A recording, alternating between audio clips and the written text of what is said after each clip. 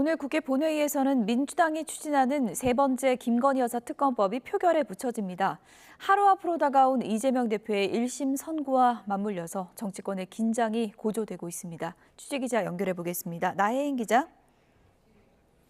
네, 국회입니다. 네, 오늘 세 번째 표결인데 본회의가 오후 2시죠? 네, 아직 의사 일정이 최종 확정되지는 않았지만 20건 넘는 비쟁점 민생 법안과 또 기타 안건 등을 표결한 뒤에 김건희 여사 특검법은 맨 마지막에 상정될 것으로 보입니다. 민주당이 오늘 통과시키려는 특검법은 수사 범위를 김 여사의 도이치모터스 주가 조작 연루 의혹과 명태균 씨 관련 의혹으로 압축하고 특검 후보 1차 추천권을 대법원장에게 주는 내용이 핵심입니다. 다만 민주당은 대법원장이 추천한 후보가 부적합하다고 판단하면 야당이 재추천을 요구할 수 있는 이른바 비토권 조항을 함께 담았습니다. 박찬대 원내대표는 아침 회의에서 하루가 멀다 하고 김 여사와 명태균 씨를 둘러싼 의혹이 쏟아져 나오고 있다며 이제 특검은 국민의 명령이자 역사적 책무가 됐다고 주장했습니다. 오늘 구속영장 심사를 받는 명태균 씨를 고리로 특검의 당위성을 부각하는 모습인데 아침에는 개혁신당 이준석 의원도 작심 발언을 했습니다.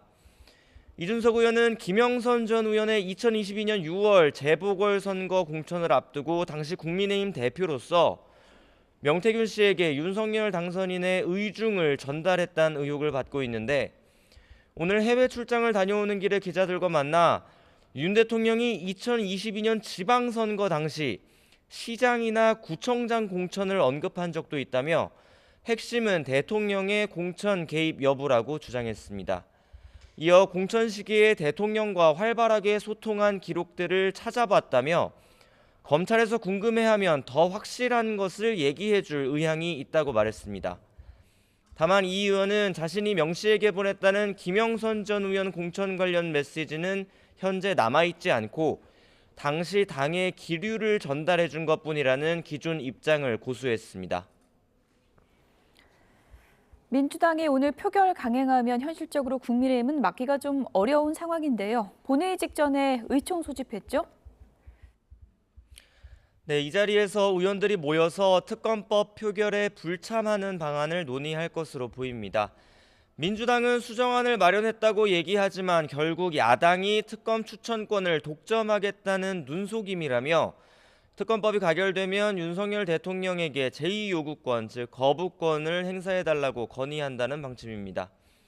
국민의힘 내부에선 명태균 씨와 김영선 전 의원의 과거 공천을 둘러싸고 수사가 어디로 튈지 모르는 상황에서 특검은 당정 공멸로 가는 길이라는 공감대가 읽힙니다.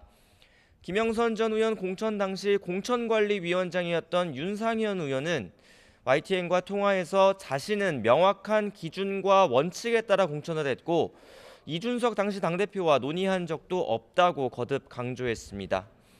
특검 대신 여당은 오늘 의원총회에서 한동훈 대표가 김 여사 문제에 해법으로 제시한 특별감찰관 추천 문제를 논의합니다.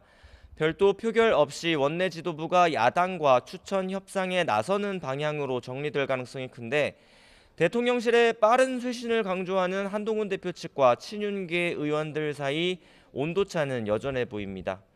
특히 친윤계에선 최근 국민의힘 당원 게시판에 한동훈 대표 가족과 같은 이름으로 대통령 부부를 비난하는 글이 올라온 것을 두고 당무감사를 촉구하는 목소리가 커지고 있습니다.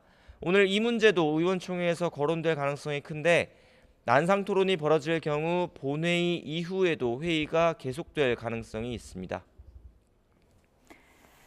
이재명 대표 1심 선고가 내일인데요. 민주당 분위기 어떻습니까? 아침에 통화한 민주당 핵심 관계자들은 하나같이 이 대표의 무죄를 확신했습니다. 애초 죄가 될 사건이 아닌데 검찰이 정치적으로 기소했다며 사법부가 올바른 판단을 내려줄 거라고 기대했습니다. 다만 내부적으로는 이 대표가 유죄, 특히 당선 무효형에 해당하는 벌금 100만 원 이상 판결을 받게 될 경우 어떻게 대응할지 전략을 모색하는 분위기도 읽힙니다.